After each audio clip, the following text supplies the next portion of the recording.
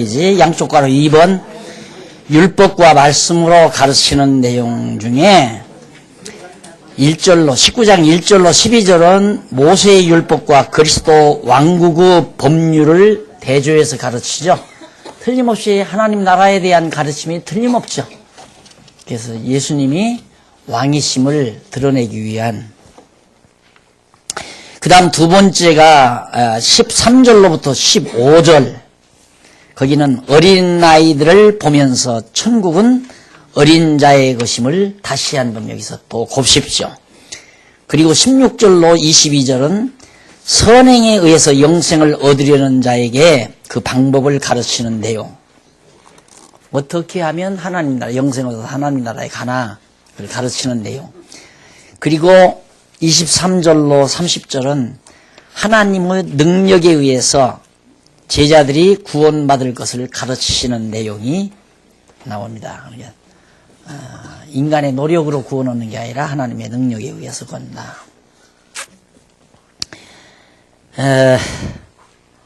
물론 예수님의 왕권은 이제 구약의 다윗 왕권에 대한 하나의 실상이죠.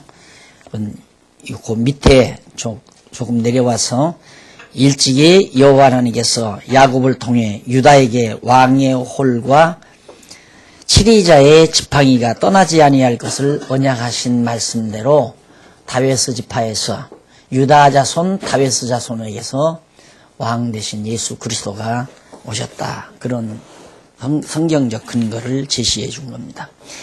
그럼 1절로 12절 54페이지 제일 아랫부분에 모세의 율법과 그리스도 왕국의 법률을 예수님께서 대조해 주어요. 예수께서 이 말씀을 마치시고 갈릴리에서 떠나 요단 건너 유대 지경에 이르시니 큰 무리가 족건을 예수께서 거기서 저희 병을 고치시더라.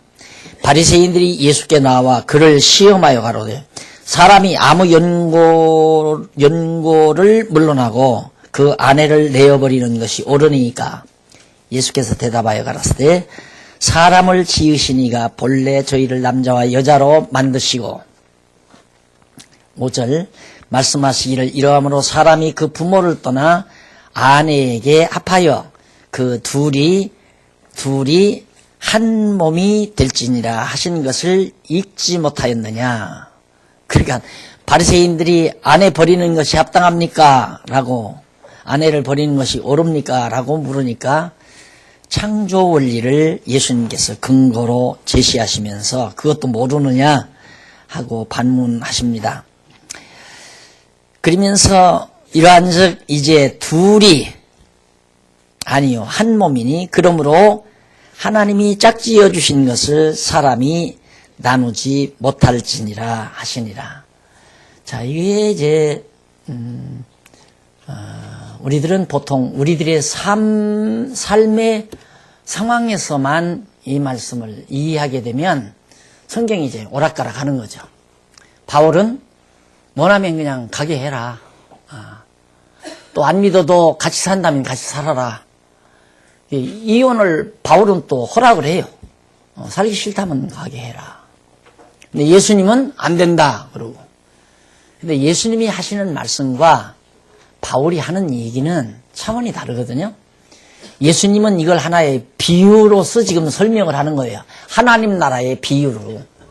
그러니까 하나님 나라란 뭐냐.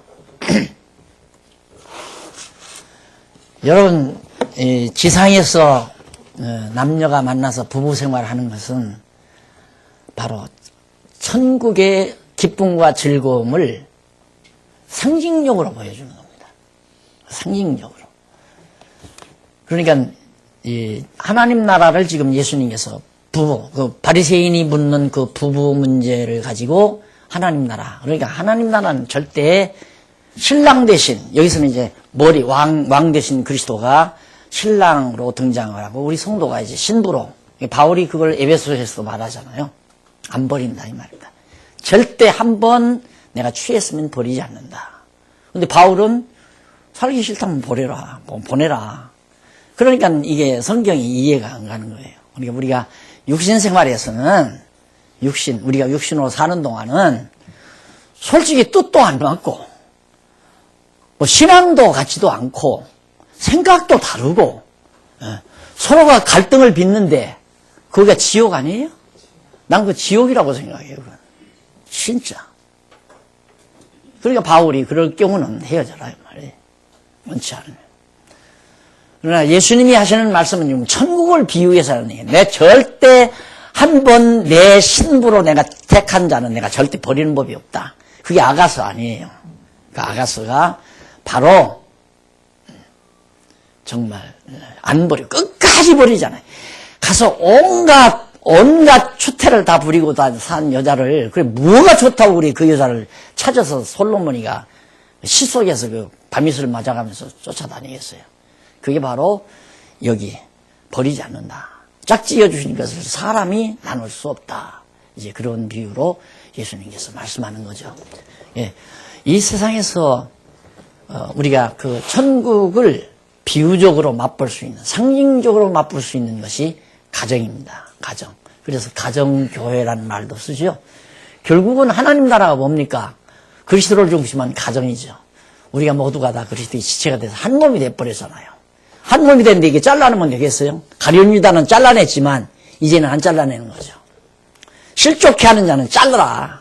그냥 한 눈 가지고 천국 가는 게 낫다 하지. 그 얘기가 바로 아닌 건 잘라내지만은 진짜 하나님께서 당신의 신부로, 예수님께서 신랑 되신 예수님이 우리를 신부로 채택을 했는데 우리가 좀 뭐 신부가 어디 잠시 바람 좀 났다고 해서 안 버린다 이 말이에요.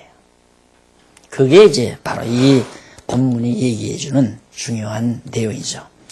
그러면서 이제 그렇게 설명하면서 그게 이제 율법은 나누지 못하고 증서를 주어라, 이혼 증서를 주어서 보내라, 이제 이런 얘기인데 안 된다 그건. 예수님은 안 된다 이 말이에요. 그럼 안 된다는 말은 지금 이 땅에 사는 동안 예수 믿는 사람은 이혼하지 말라, 육신적으로 하지 말라. 물론 안 하고 살면 좋죠. 그러나 바울이 하라고 그랬잖아요. 안 맞으면 해라. 네. 예수님이 하시는 말씀은 안 된다고 하는 말은 당신을 두고 말하는 거예요. 당신을 두고. 그래서 이러한즉 이제 둘이 아니요 한 몸이니 그러므로 하나님이 짝지어 주신 것을 사람이 나누지 못할지니 하시니 여짜오되 그러면 어찌하여 모세는 이혼 증서를 주어서 내어버리라 명하셨나이까.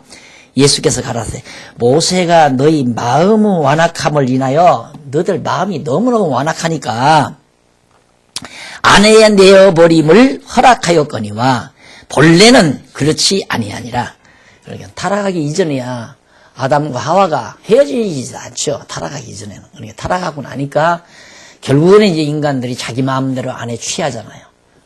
사람의 딸들을 취한다는 건 이제 하나님의 택한 백성이 택하지 아니한 가인의 후손들을 이제 자기 눈에 보이는 대로 택해서 아내를 삼는. 그러다가 보니까 이제 엉망진창이 되어버린 거죠. 바로 그런 의미에서 말하는 얘기입니다. 완악함을 인하여 내어버림을 허락하였거니와 본래는 그렇지 않다. 그러면서 내가 너희에게 말하노니 누구든지 음행한 연고 외에 아내를 버리고 다른 데 장가드는 자는 간음함이니라. 육신적으로 하는 얘기예요. 육신적으로. 예수님이 육체적인 그런 문제를. 그러니까 간음한다는 말은 자기의 본래의 남편이 아닌 다른 남편. 그러니까 우리의 본래, 영적으로는 우리의 본래의 남편은 예수 그리스도가 우리의 본래의 남편인데 우리가 우상을 섬긴다? 뭐 이런 건 완전히 영적 간음으로 성경이 다 얘기하잖아요. 다른 데 장가드는 자는 간음함이니라. 제자들이 가로되 만일 사람이 아내에게 이같이 할진대 장가들지 않는 것이 좋사옵나이다. 아이 그럴 바에야 장가 안 가는 게 참 좋겠네요.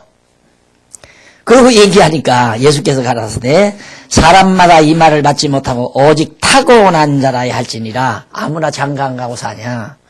하나님이 이미 그렇게 정리해 놓은 자만이 그렇게 할 수 있다는 얘기죠. 어미의 태로부터 된 고자도 있고 사람이 만든 고자도 있고 천국을 위하여 스스로 된 고자도 있도다. 이 말을 받을 만한 자는 받을지니라. 그러니까 이 땅 위에서 육신적으로 가정을 이루고 살거나 안 이루고 살거나 그것은 하나님께서 주신 환경과 은사 따라서 해라. 이 바울 같은 사람은 장가 안 가고 그냥 살았잖아요. 장가 안 가고 복음만을 위해서. 또 그렇다고 해서 가정 이뤘다고 해서 또 잘못은 아니죠. 그래서 바울이 그 말을 하죠.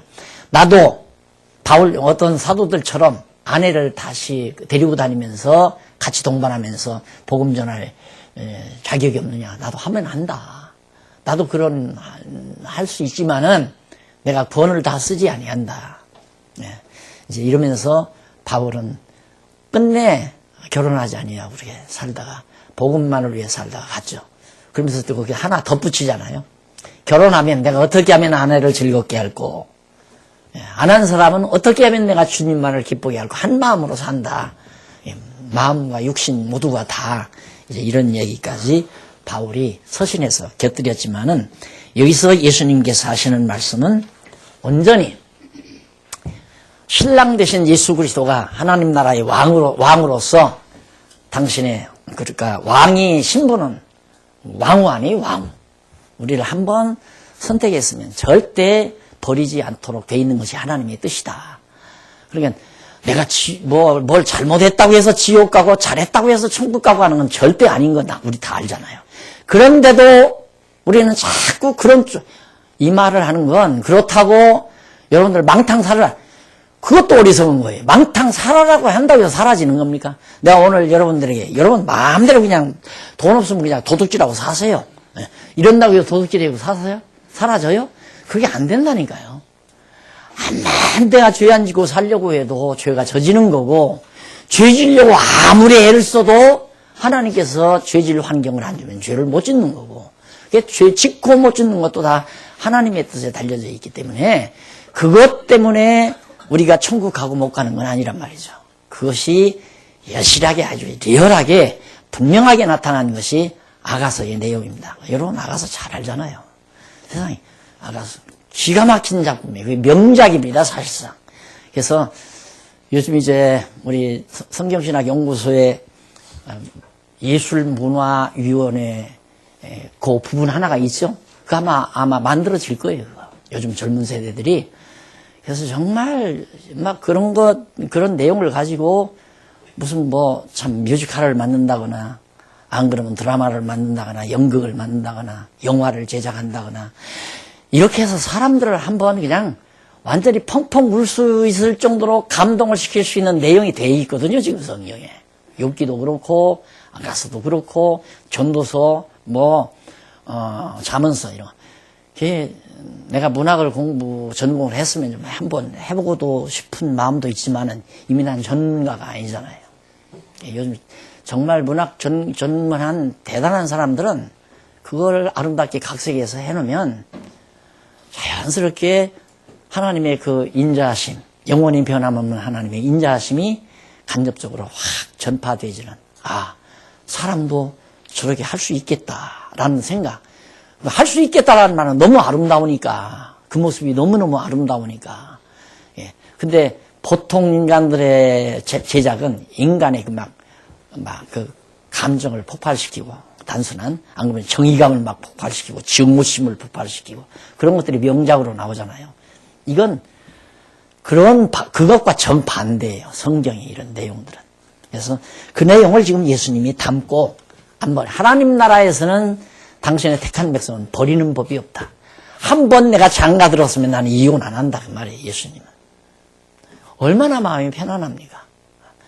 우리는 서령 아직도 육체의 소욕이 있어가지고, 육체가 남아가지고, 주책 떠는 때도 많고, 어리석은 일 할 때도 많지만, 예수님이 나를 버리지 않고, 지금도 예를 들어서 나를 항상 사랑하고 있고, 기다리고 있고, 나는 주님을 떠났다 하더라도, 그 사실을 생각만 해도 우리들이 감동 속에 살 수밖에 없죠. 근데 그 감동이 자꾸 무뎌진다는 것은 너무 우리가 세속적으로 우리의 감정이 무뎌지니까 욕심. 요즘 살아보니까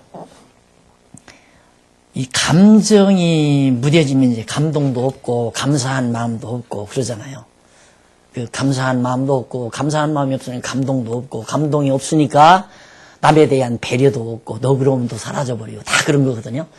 근데 제일 감동에 대한 방해 요소가 뭐냐면 욕심이에요. 그래서 성경이 욕심이 잉태한 즉 죄를 낳는다. 욕심이 벌써 딱 들어온 순간부터 벌써 감동이 사라져요. 감사가 사라져요. 감사가 사라지니까 마음에 평안이 없어져 버리죠.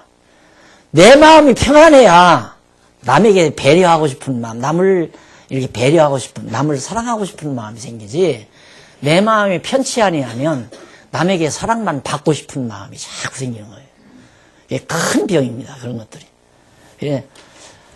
너무 분명한데도 이놈의 이 참 사악하고 험난한 세상에 살다 보니까 보면 자꾸만 마음이 흔들리게 되고 마음이 빠져들게 되고, 그걸 우리가 다잡는 이제 방법을 찾는다면, 방법도 그거죠. 성령이 나에게 말씀을 갈망하는 마음을 주어야 말씀을 듣는 순간 또 흔들리다가도 차분하게 되지고, 불만스럽다가도 감사가 일어나게 되고, 남을 정죄하고 싶다가도 자신을 바라보게 되고.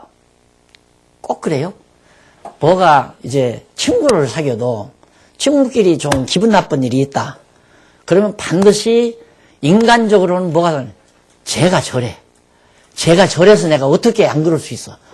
너 한번 들어봐라. 안 그러냐? 나도 인간인데. 이러고 나오면 이건 영원히 해결할 길이 없어요. 그거의 본색이야. 타락한 인간의 본색. 그거 왜 그러냐면 인간은 다 자기 중심으로 생각하니까. 이기적으로 생각하잖아요. 그렇게 이기적으로 생각하니까 내 위주로 생각하면 제가 잘못한 거야. 제가 잘못했기 때문에 내가 그런 거야. 부부관계도 마찬가지죠. 제가 잘못하니까 내가 그렇다. 그런데 이제 일단 욕심이 사라지고 정말 하나님 앞에서 내가 감사함이 있고, 어쩌다가 내가 이렇게 하나님 앞에 엄청난 복을 받고 사나, 이런 생각으로 자꾸 마음이 훈훈해지기 시작하면 친구관계도 그렇고 부부관계도 그렇고 뭐 어떤 인간관계도 내가 문제로구나. 내게서 문제다. 이게. 상대방을 감싸지 못하는 내가 문제로구나. 문제는 내가 감싸서 상대방의 굳은 마음을 녹일 만한 능력이 내가 모자라는구나. 이 생각으로 접어들어야 그 다음 편안해지잖아요. 그 다음에는 남에게 자꾸 책임 안 돌리고, 그렇게 해서 조금씩 하나님의 사람으로 조금씩 돼가더라니까. 살아보니까. 예, 그런 사람들이 많아지면 교회가 훨씬 더 아름답지 않겠어요. 그래서 엊그저께 누가 나한테 그러는데, 지금 우리 노년부 연구부가 연영적으로 보면 8, 90명 된다거나. 그래서 참 좋다. 이 8, 90명 되는 어른들만이라도 정말 우리 얘기하면 다 통하니까, 서령. 어쨌든 우리는 얘기가 통하잖아요. 얘기하면 통하니까, 우리 연구부 교회는 좀 훨씬 낫지 않을까. 이래서 우리 연구부 교회가 잘 되면 중간 신학부 교회도, 우리도 저렇게 좀 됐으면 좋겠다. 그런 부러움 좀 주고, 어느 장로님이 그래요. 위에 계신 분들이 이렇게 살아가면, 나도 나이가 들어가면 저렇게 살겠구나. 이런 소망이 좀 있어야 되지 않느냐. 당연하죠. 그래서 내가 바로 우리 어른들을 신경 쓰는 이유가, 장안유한교회 이게 지금 30년 세월 동안 여기 지금 뭐 30년, 20년, 10년 이렇게 다 몇십 년씩 여기에서 참 세속적인 말로 잔뼈가 다 굵어오셨는데, 우리들 안에서 정말 아름다운 교회가 안 된다면 성경도 거짓말이고, 박 목사가, 성경은 거짓말이 아니라면 박 목사가 잘못 가르친 거고, 그렇잖아요. 내가 성경을 잘못 가르친 거죠. 그래서 잘못 가르친 거 자꾸 지금 내가 사과 드리잖아요. 그동안 내가 전형적인 교회를 하다 보니까 나도 목사로서 티를 냈고, 그냥 교인들이 존경해주고 사랑해주고 그러니까 지랄난 줄 알고 뻐둥댈 때도 많이 있었고, 물론 그런다고 해서 폭 빠져들어간 건 아니지만, 사람인지라 나 좋다고 하는데, 내 솔직한 고백이지만 나한테는 박수를 안 쳐. 사경이, 현안 사경에 가서 보면 몇 년 전부터. 근데 우리 젊은 후배들이 하면 막 박수발치가 터져 나오는 거야. 저 현상이 왜 저러나. 근데 나중에 보니까 그게 정상이라. 나는 박수 안 쳐도 잘하니까 놔둔 거고. 근데 우리 후배들은 젊은 목사들로서 너무 잘하니까 수고했다고 막 박수 쳐줬는데 그거에 그 노예를 병들게 만든 거라니까. 내가 그 말 한마디 했더니만 또 나할 때도 또 박수를 치는 거야. 네. 그거 간단한 것 같지만 그게 사람을 병들게 하는 거라니까. 사람이란 자기에게 인기 주어서 싫어하는 사람 하나 없습니다. 본색적으로. 목사님 오늘 강의 참 멋있어요. 이 말 하면 커피 한 잔 사주고 싶다니까? 이제 그게 말려 들어가는 거야, 이제. 그래서 어찌 이것이 다만입니까? 우리 다 그러잖아요. 누가 칭찬해주면 거기다가 목사님이 한번 아유 오늘 수고하셨네 이 말 한마디도 큰 힘이 되잖아요. 위로가 되고. 내가 왜 그걸 몰라요? 근데 그거 참 해야 되나 안 해야 되나 내가 볼 때 너무 수고는 했는데 근데 바울 보니까 했더라니까. 일일이 다 알아줘야 된다. 이런 자는 알아줘야 된다면서 자랑도 하고. 바울이 한 것 보면 바울이니까 했나 나는 하지 말아야 안 해야 되나 이런 것도 갈등이에요. 솔직히 갈등. 근데 자랑을 하든 칭찬을 하든 안 하든 그 자리 그냥 있어야 돼요. 칭찬을 하든 안 하든 칭찬 받은 사람은 칭찬 받았어도 그 자리에 있어야 되고 안 받았어도 그 자리에 있어야 되고. 근데 그게 보통 그게 되겠느냐 이거죠. 안 되지. 그래서 정말 우리가 하나님 나라 왕국에서 정말로 하나님이 나를 절대 안 버린다. 나를 아내로 왕으로 택한 왕비로 택한 예수님께서 천하 없이 내가 만신창이가 돼도 그분은 나를 다시 찾아 끌어안는다는 이 사실 하나만 생각해도 가슴이 젖잖아요. 근데 우리들이 그게 이제 이게 가슴이 젖어 들어오지 아니하면 뭔가 지금 욕심에 내가 채인 거야. 뭐가 욕심에. 딱 욕심이 들어와 있는 거예요. 그러니까 그런 엄청난 내용을 들으면서 이게 촉촉이 젖어오지 않는다는 얘기죠. 그러니까 내 마음이 따뜻해질 수가 없고 아무도 따뜻해지지 아니하니까 남을 자꾸 트집 잡게 되고 남에게 책임 전가하려고 하고. 심기 기억하시죠? 심기. 기란 무엇인가 제가 강의했잖아요. 자, 그러면서 이제 그 질문을 받고 예수님이 이제 절대 안 버린다. 차라리 그러니까 바리새인들이 그럼 뭐 장가 안 가는 게 낫겠네요. 뭐 이래 놓으니까 왜?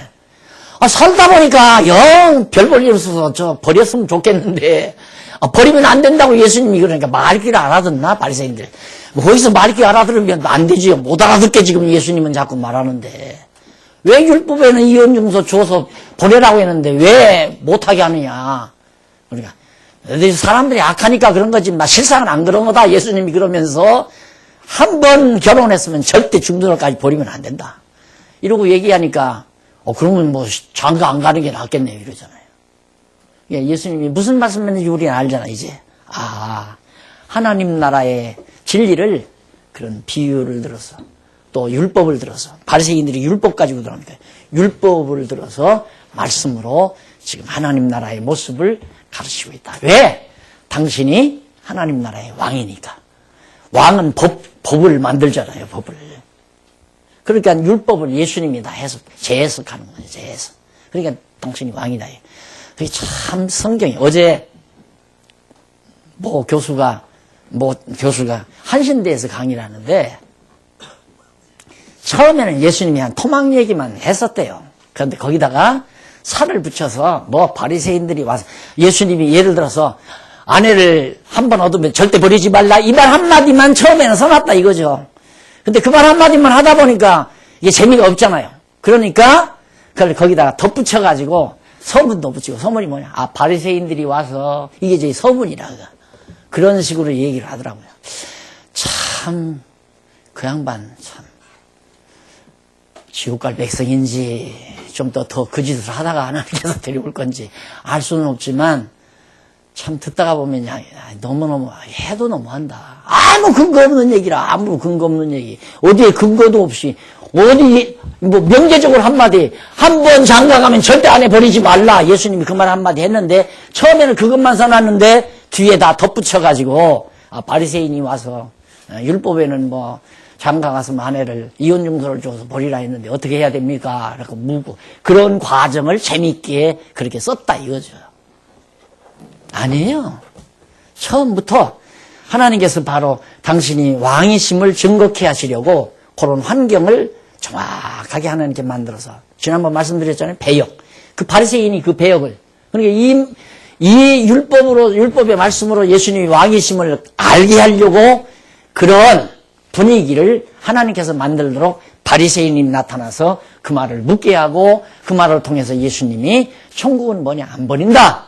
한 번 내 아내로 내 신부로 내 지체로 한 몸이 돼서 한 몸 된 나는 잘라내지 않는다.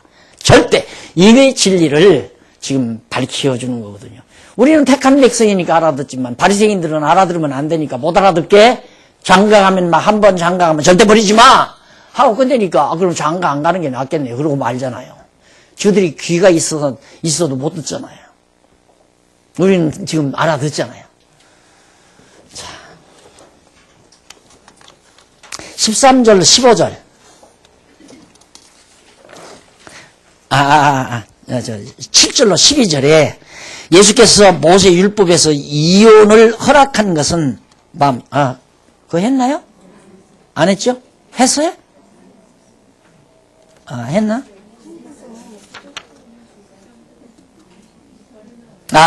했죠. 맞아요. 네.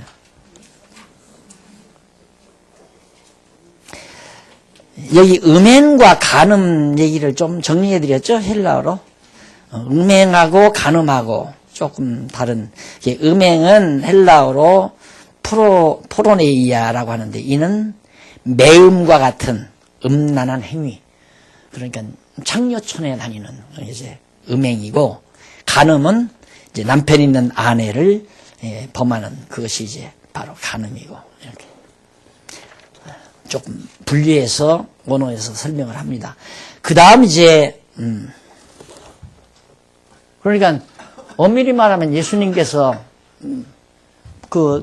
누구요? 예수님이 아니라 하나님께서 호세아에게 남편이 있는 아내를 데려다가 음란한 아내를 데려다가 그러니까 음란한 아내란 말은 이미 이제 다른 아내도 되고 그렇게 방종하는 아내죠. 그 아내를 데려다가 아내를 삼으라. 그거 삼도록 못 삼게 돼 있어요. 율법에는. 율법에는 못 삼게 했는데 하나님께서 호세아에게 그 말을 해요. 그게 뭐냐? 하나님의 심정을 이해시키는 거예요. 우리 예수님이 영원한 우리의 신랑인데 우리 예수님 몰랐을 때는 다 세속 남편 그 우물가에 나와 있던 여인처럼 너 과거의 남편이 5이었다. 그러니까 깜짝 놀라고 그 다음 메시아로 소리다 고백하잖아요. 바로 그렇게 우리는 세속적으로 온갖 남편, 명예, 권력, 돈, 별 것들을 다 남편 삼아서 살던 우리들을 예수님은 그대로 받아들여서 자기 안에 삼잖아요. 그런 얘기를 바로 간음이라고 그렇게 설명을 하는 거죠. 쉽게 얘기해서. 그 다음은 19장 13절로 15절 어린아이들을 보면서 천국은 어린 자의 것임을 역시 아까 말씀드려서 그냥 넘어갑니다. 역시 천국은 어린 자의 것이다. 그 다음 19장 16절로 22절에 보면 선행에 의해 영생을 얻으면 어떤 사람이 죽게 와서 가로되 선생님이여 내가 무슨 선한 일을 하여야 영생을 얻으리까. 자 여기서 지금까지 우리가 들어보니까 아하 천국은 내 행위로 가는 것도 아니고 우리는 간음한 여인처럼 음란한 여인처럼 형편없는 존재인데도 결국에는 예수님께서 우리를 받아들여서 영원한 신부로서 또 예수님의 한 지체로서 우리를 받아들인 그게 바로 하나님의 나라로구나 이렇게 깨달았는데 이 하나 또 나타나는 거 보세요. 다시 못 받기 위해서 내가 무슨 선한 일을 하여야 영생을 얻으리까 딱 나온다 이거.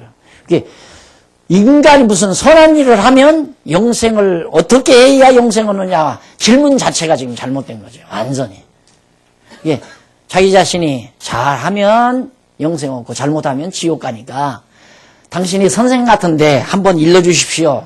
그러니까 예수님께서 역으로 가리키는 거예요. 쉽게 말하면. 그래?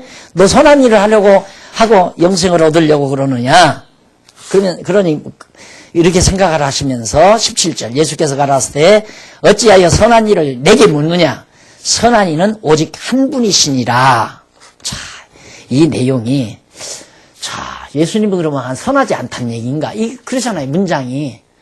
왜 선한 일을 내게 묻느냐? 선한 이는 한 분뿐이다. 하나님밖에는 선한 이가 없는데 왜 선한 일을 물으려면 하나님께 묻지 나한테 묻냐? 그 말은 나도 선하지 않다. 예수님이 그 말과 같은 얘기 아니에요. 이런 게 다 강론집을 쓰면서 고민되는 얘기들입니다. 이런 게 좀. 거기 한번 보십시다. 예수께서 이쪽 59페이지에 상단에 나오죠. 어찌하여 선한 일을 내게 묻느냐? 선한 이는 오직 한 분이시니라고 가르쳐주었다. 여기 선한 이는 한 분이신 하나님을 가리킨다.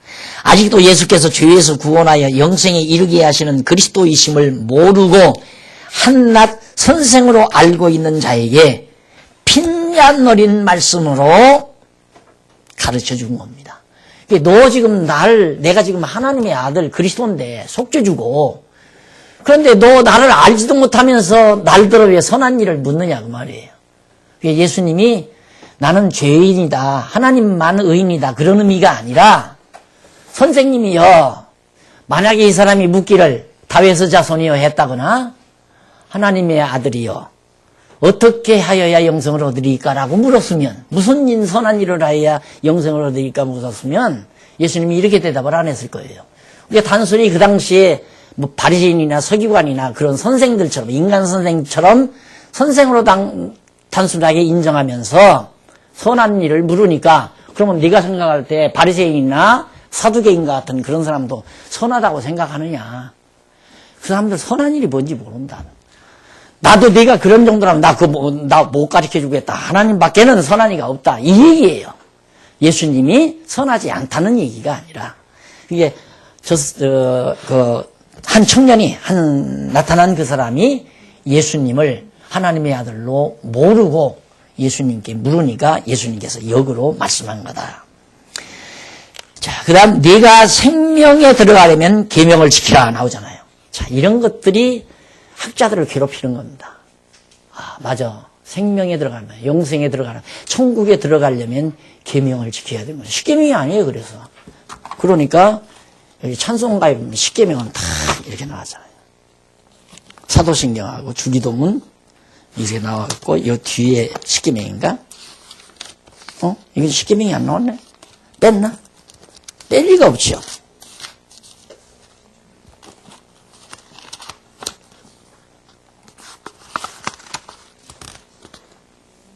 왜? 이상하다. 에? 야, 이거 바른 성경 진짜 십계명이 없어요. 일반 성경 다 있죠, 십계명. 있어요? 내 거가 잘못됐나?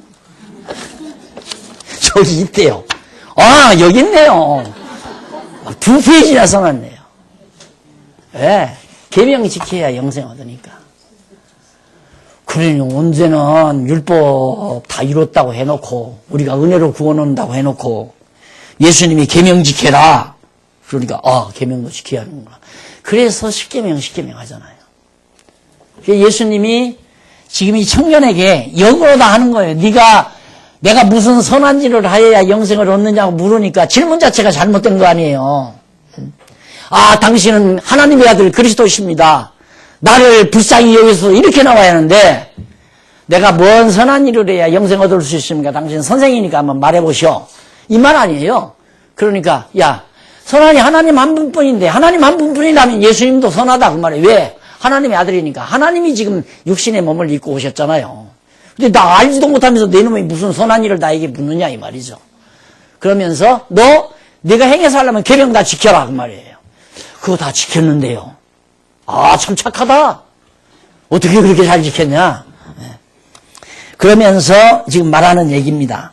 네가 생명에 들어가려면 계명을 지키라면서 이는 자기 자신의 선한 행위로 영생에 들어가려는 생각을 버리게 하시려고 예수님께서 명하신 것이고 그러자 그는 어느 계명이니까? 그러니까 예수께서 살인하지 말라, 간음하지 말라, 도적질하지 말라, 거짓 증거하지 말라, 내 부모를 공경하라, 내 이웃을 내 몸과 같이 사랑하라 하신 것이니라. 그 뭐 우상 섬기라, 여호와 하나님을 만으로 여기지 말라, 이런 건 빼놨어요 또. 그러니까 바로 인간과 인간끼리 해야 돼. 도둑질도 말고, 간음하지도 말고, 거짓 증거하지도 말고, 인간 사회에서 있는 윤리에 대한 부분들이죠. 윤리의 모체들. 그러니까 이는 계명대로 행하여 자기 공경하라, 이렇게 예수님께서 가르쳤는데, 왜 그렇게 가르쳤느냐? 계명대로 행하여 자기의 의로 행위를 드러내려는 어리석은 자에게 십계명 가운데 몇 가지를 지키라고 가르쳐 주신 것이다. 이렇게 예수님께서 일단은 가르쳤는데, 20절로 22절에 보면 모든 계명을 지켰다고 자고하는 청년에게 바로 구제하고 따르라고 가르쳐 줍니다. 조금 더 어려운 거죠. 야, 그러면 너 그거 다 지켰냐? 그러면 너 돈 많지? 돈 가지고 다 구제해. 가난한 사람들 구제하고 나를 따르라. 그러니까 거기서 청년이 고민하잖아요. 참, 이 돈은 쉬운 게 아닙니다. 돈을 낸다는 것은 쉬운 거 아니에요. 그러니까 이 청년이 갔어요. 아유, 천국은 못 갈 망정 난 돈은 못 내겠다.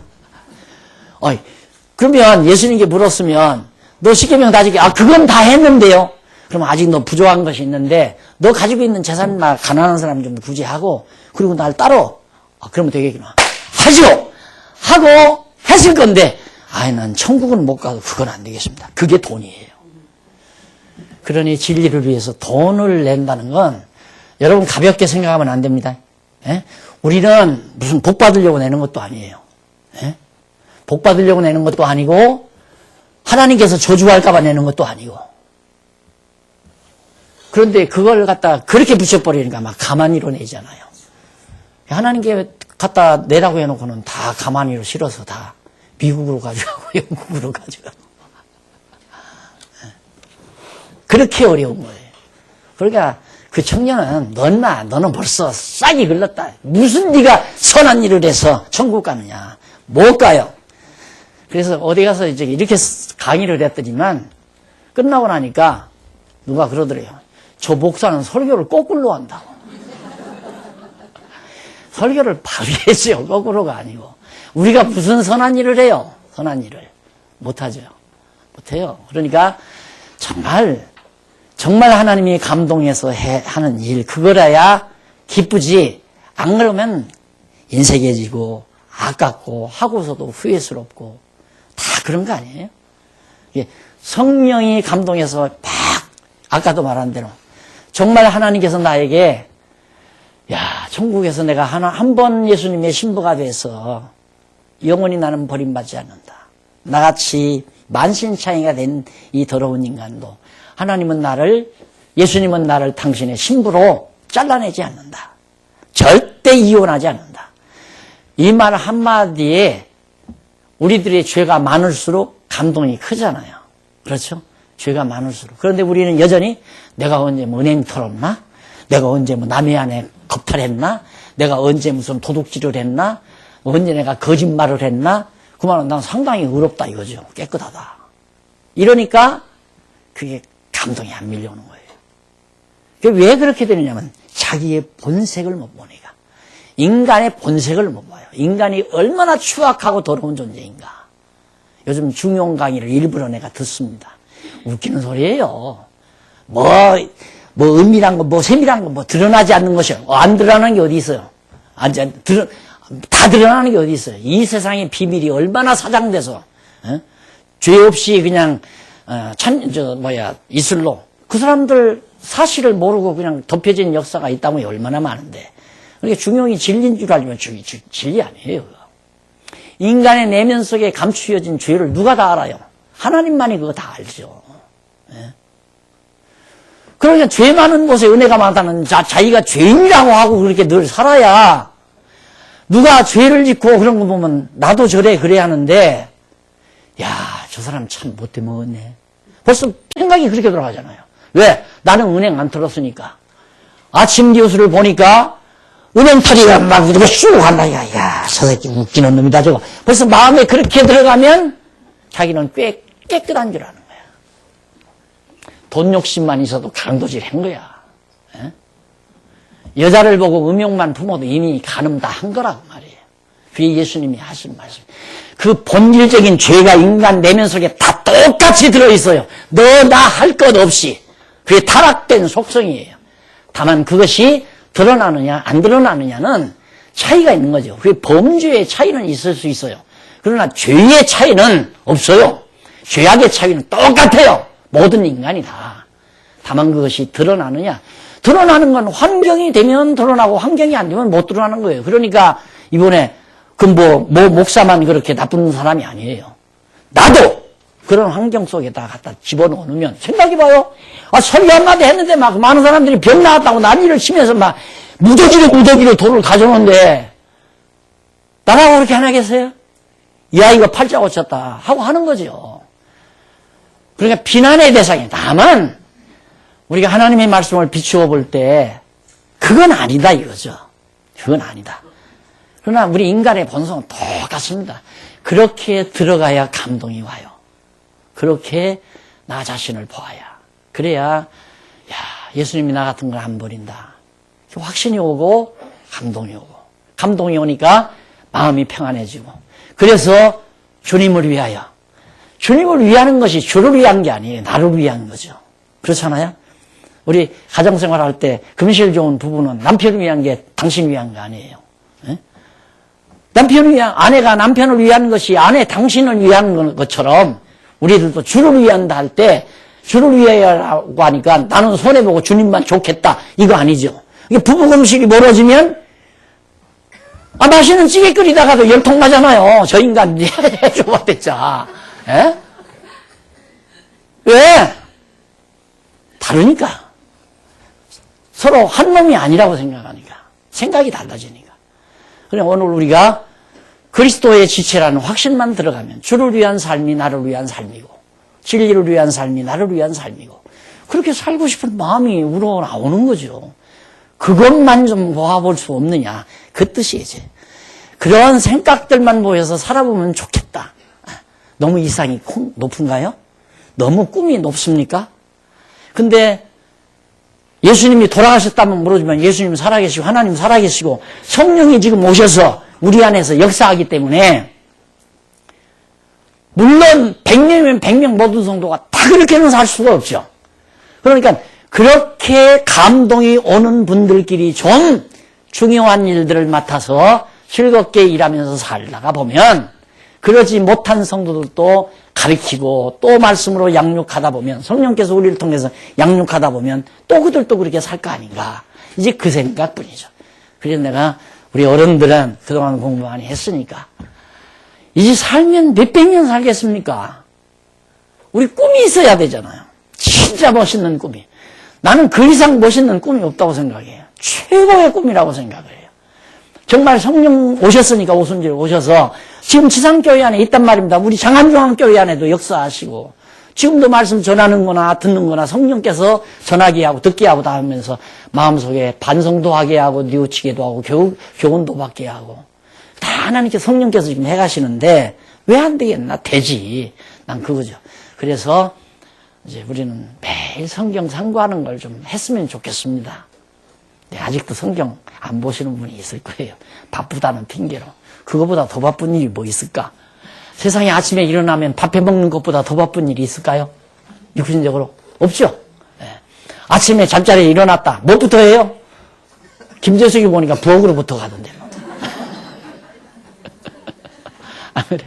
오늘 우리가 정말 매일매일 제일 시급한 게 뭐예요? 말씀 먹는 일이죠. 말씀 먹는 일. 이제는 스스로 읽고 공부하고 요리해서 잡술 수 있을 만 하잖아요.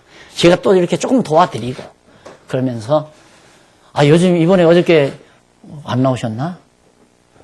윤철자 권사님 음식 솜씨가 굉장히 좋아졌어요.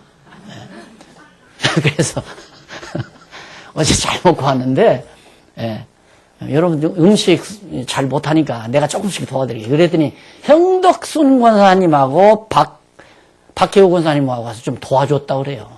돕는 사람이 있으면 잘하는 것처럼 제가 조금 도와드릴 테니까 맛있게 해서 매일같이 말씀 먹고 이제 마음에서 자꾸 욕심 지우세요. 욕심 지우라는 말도 잘못된 얘기지. 말씀 먹다 보면 무심이 사라져요. 이렇게 좋은 걸 내가 왜 욕심을 부리나 이런 생각을 자꾸 하게 되죠.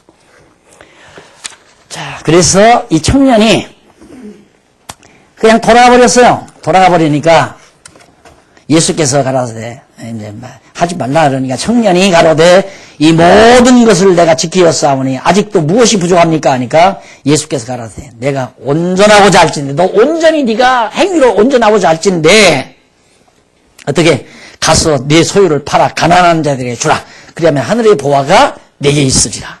그리고 와서 나를 쫓으라 하시니 그 청년이 재물이 많은 것이 윈수야.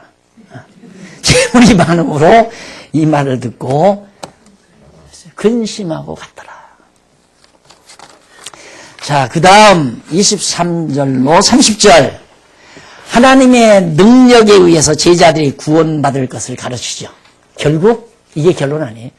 인간 내 행위로 구원하는 것이 아니라 하나님의 능력으로 구원하는 거다. 하나님이 창세전에 다 준비 예비해서 그 사람을 구원해 놓는 거다. 내가 어제 그런 얘기를 했어요. 제가 지금까지 이렇게 해보면 예를 하나 들었는데 요즘도 그런지 몰라요. 전에 버스를 타면 어디 지방에 이렇게 갈라 버스를 탁 타면 어느 하나가 한보따리 뭐 가방 들고 탁 올라와요. 그리고 종이를 다 나눠줘요. 번호를. 자, 여기서 하나 추첨합니다. 지금 이 시계가 얼마짜리입니다. 요거 당첨되는 사람에게 이 시계를 그려주겠습니다. 세금만 내십시오. 아, 그러고는 내가 왜 그렇게 당첨이 돼? 나한테는 하나도 못 팔았죠. 저희 아들. 그런데 그놈이 머리가 나쁜 놈이야. 나 같으면 나 얼굴만 봐도 알잖아. 시골 할아버지 오리수관 양반 그런 분에게 아이고 할아버지 꿈 잘 꾸셨네요. 해야 사지 할아버지가. 아이고 우리 아들놈 선물해야 되겠다. 안 그러면 우리 며느리 선물해야 되겠다. 내가 혹시 그렇게 목회하지 않았나. TV에서 장로 당첨됐습니다. 권사 당첨됐습니다. 가끔 그 생각이 들면 막 이게 몇 터져와요. 내가 혹시 그러지 않았나. 일리가 있는 얘기죠? 그래 괴로운 거예요 제가. 그래서 괴로운 거예요. 내가 왜 이랬나.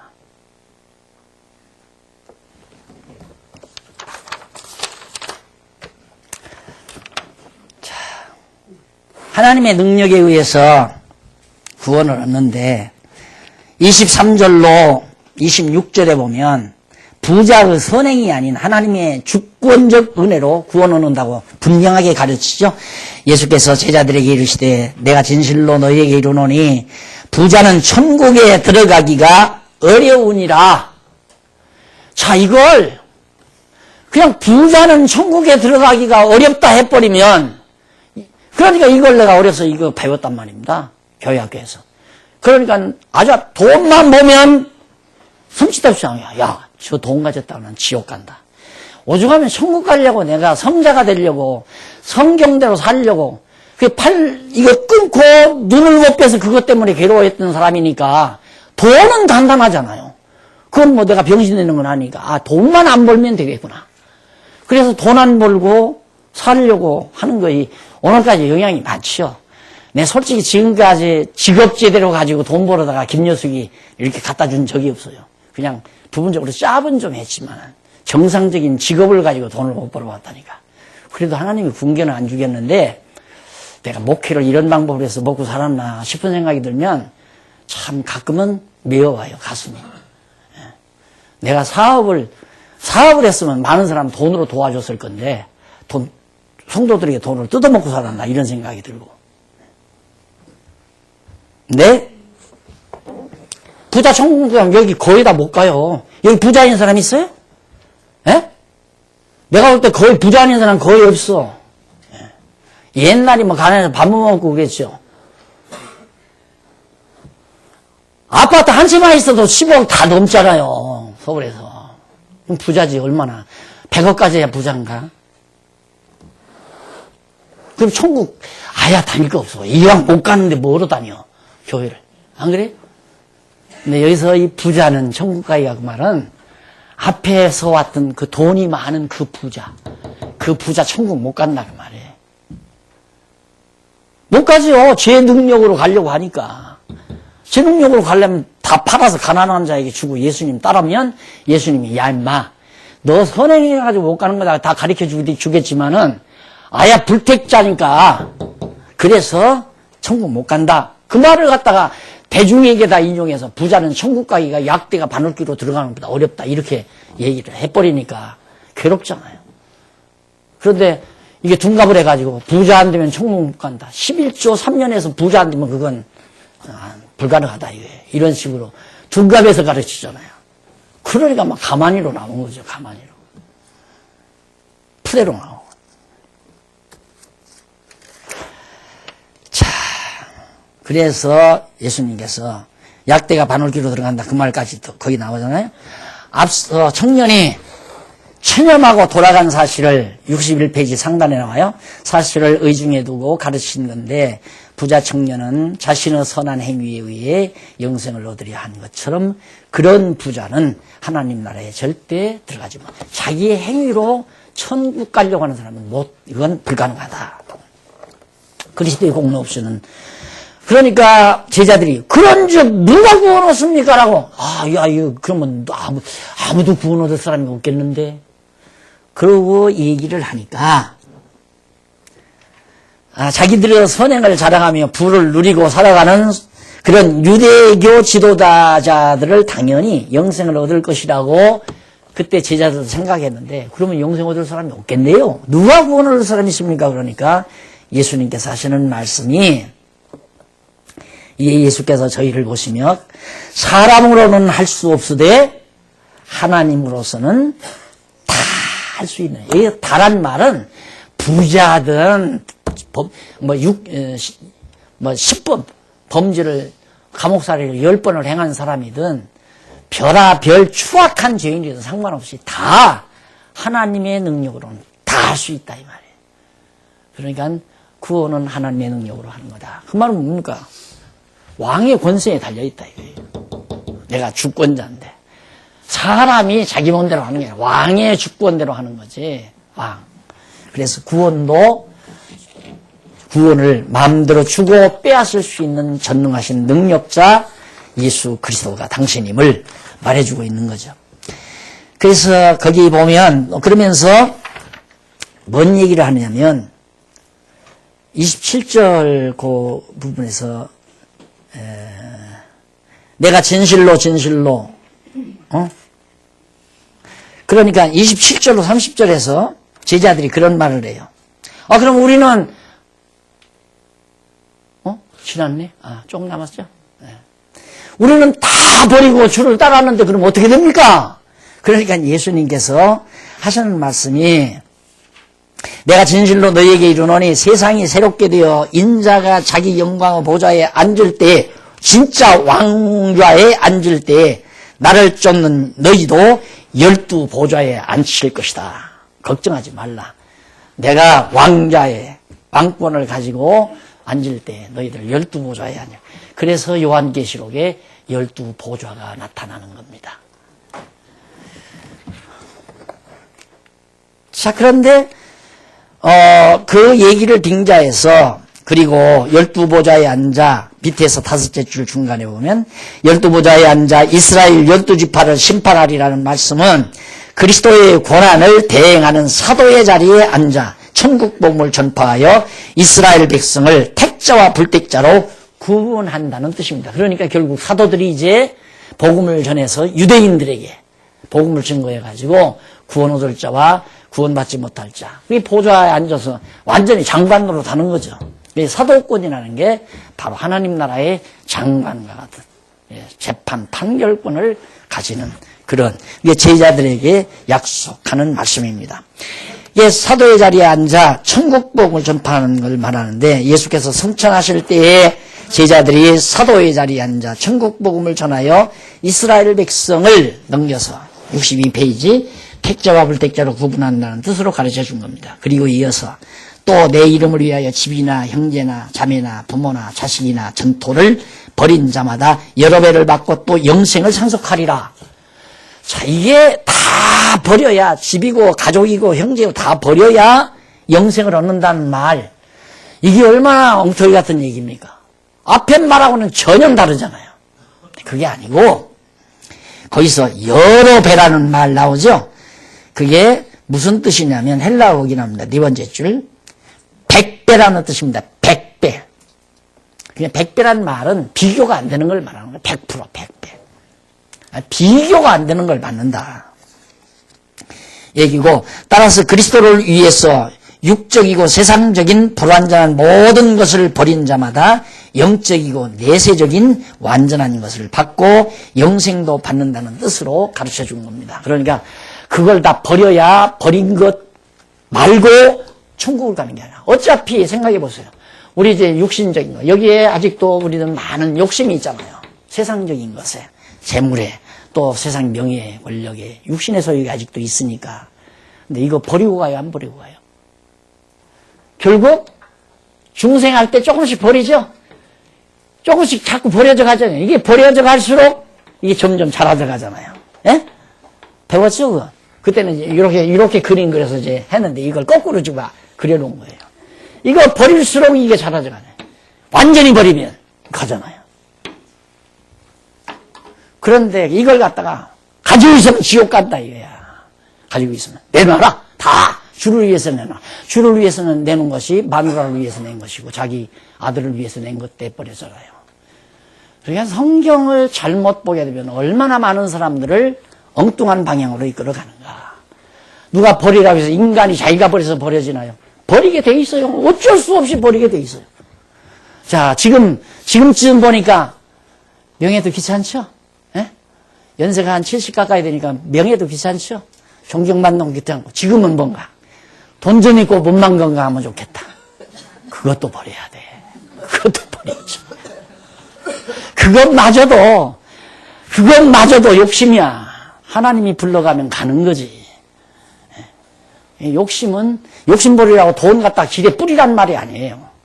가지고 있어도 욕심은 부리지 말라고요. 하나님이 주신 만큼 가지고 만족하게, 하나님이 이만큼 나에게 그래도 주셨네.